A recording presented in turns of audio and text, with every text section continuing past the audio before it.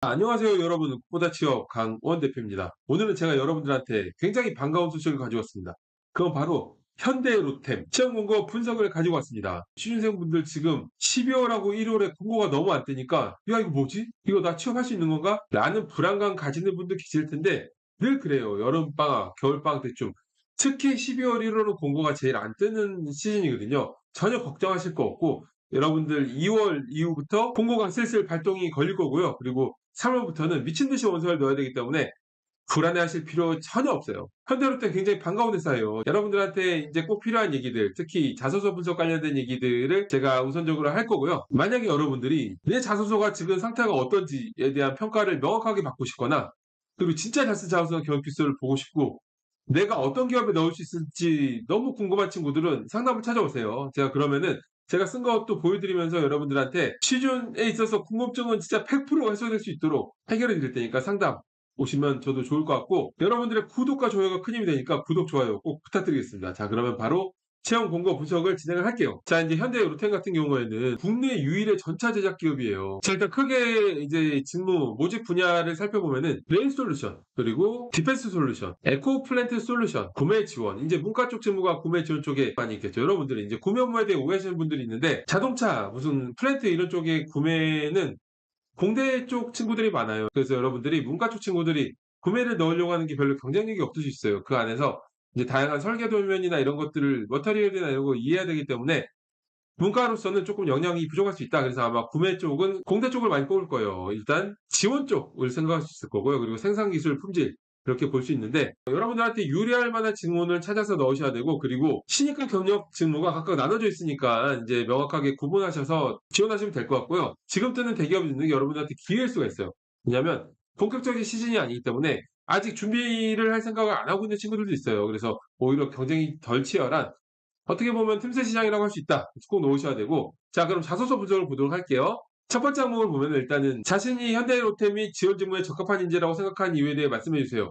라고 되어 있는데 이게 글자 수가 천자거든요. 여러분들이 원서를 넣을 때 글자 수나 전체적인 항목의 유기적인 배열을 봐야 되는데 만약에 저는 이 항목이 500자로 나와 있다면 저는 전체적인 배열도 확인해야 되겠지만 그냥 지원 동기를 적었을 것 같아요. 지원 동기가 이제 기업에 대한 지원 동기와 직무 지원 동기를 합쳐서 적어야 되는데 뒤에 직무에 적합한 인재라고 하는 부분은 직무 지원 동기 부분으로 직무에 대한 관심도를 표현할 수 있겠죠. 500자에서는 그 이상 풀어내기가 어렵으니까 그렇게 하는 게 좋아요. 그런데 여기서는 이제 현대로템에 적합한 인재라고 하는 부분이 이제 천자라고 작성해야 되기 때문에 저는 이런 상황에서 지원 동기하고 여러분들의 어떤 본인 지원 직무에 대한 전문성을 각각 소제목을 구분해서 풀어내는 게 명확한 풀이 방법이라고 생각해요. 취업에 대한 정답은 없습니다. 하지만 글을 잘 쓰는 데는 정답이 있어요. 여러분들이 시험 담당자한테 잘 익힐 때는 이 항목에 이 글자 쓰면 그렇게 쓰는 게 좋고요. 왜 해당 기업인지는 이제 지원자로서 프라이드를 가질 만한 내용을 진정성 있게 기술을 하면 돼요. 일반적으로는 성장, 최고, 도전, 비전 등의 키워드로 서칭을 현대로템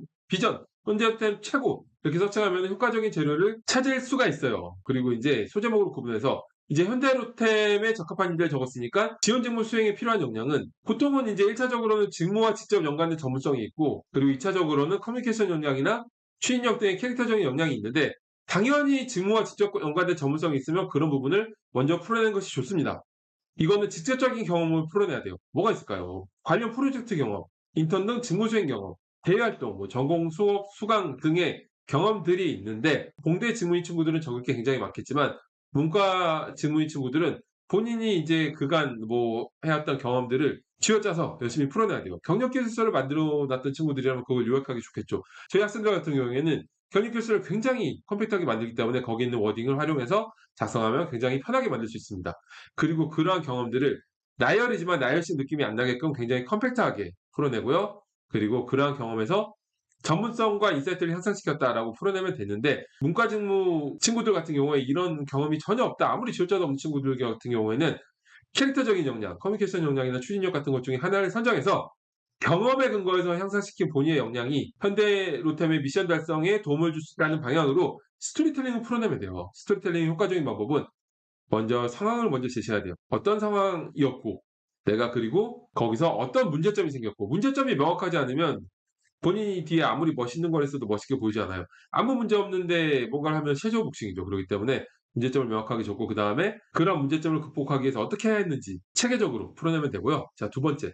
자신이 어떤 사람인지를 어떠한 단어로 표현할 수 있는지를 구체적인 단어를 통해서 천자를 쓰는 건데, 여러분들 천자를 쓰라고 한다고 해서 한 가지 얘기로 천자를 다 채우면은 읽기가 어려워요. 사실 500자를 쓰면은 이 느낌이어서 한눈에 한 번에 확 들어오거든요. 근데 천자를 한 가지 이야기로 쓰면 이런 느낌이에요. 그래서 제 생각에는 이거를 500자 두 개로 풀어내는 게 좋을 것 같아요.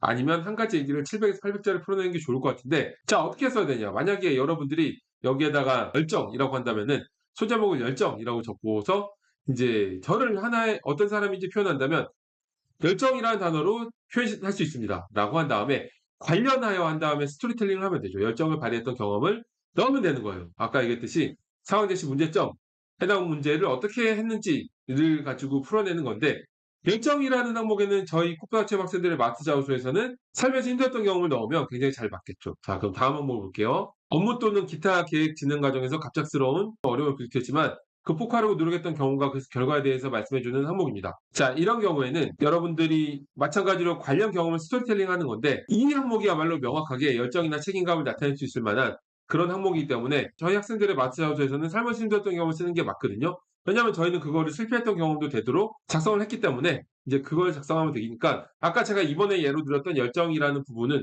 이제 열정을 빼고서 뭐 커뮤니케이션 이렇게 바꾸든지 추진력 이렇게 바꿔서 다른 경험을 넣는 게 좋겠죠. 이제 그렇게 작성하면 되고요. 마지막 네 번째 항목, 신입의 경우에는 입사 후 본인이 보유한 경험 활용 계획과 포부를, 경력의 경우에는 입사 후 본인이 보유한 경력상 활용 계획인데, 사실상 둘 다 입사 후 포부를 작성하는 거예요. 입사 후 포부를 적는데, 경력 측의 경우에는 본인의 업무 수행과 정확하게 매칭되는 걸 구체적으로 적어라라고 가이드를 준 거라고 생각하면 됩니다. 자, 입사 후 포부라는 걸 학생들이 잘못 적는 경우가 많아요. 그냥 두루뭉실하게 본인의 마인드적인 부분으로 내가 얼마나 열심히 일을 할 건지, 선배님 말씀 잘 들을 건지, 뭐 기존 문서를 활용할 건지 이렇게 적는 친구들 많은데, 그렇게 적은 걸 채용 담당자가 읽을 이유가 없겠죠. 입사업 부분은 여러분들 직무 중심의 커리어 플랜을 구체적으로 기술하는 거예요. 직무 중심의 커리어 플랜을 단계적이고 구체적으로 기술하되 그 안에 여러분들의 어떤 경험이 회사의 성장에 기여할 수 있는지를 포함해야 되거든요. 그렇게 입사 포부를 전문성 있게 작성하는 것이 여러분들한테 좋습니다. 자, 오늘 여러분들 이제 현대로템 채용 공고와 자소서 분석을 봤는데, 자소서 분석에 대해서 이 이상 여러분들한테 직접적으로 도움되게 분석을 드릴 수 있는 경우는 없다고 생각하니까 열심히 쓰시면 되겠죠. 자, 그럼에도 불구하고 여러분들이 진짜 잘 쓴 자소서 경큐스를 보고 싶다. 제가 쓴 거 보여드릴게요.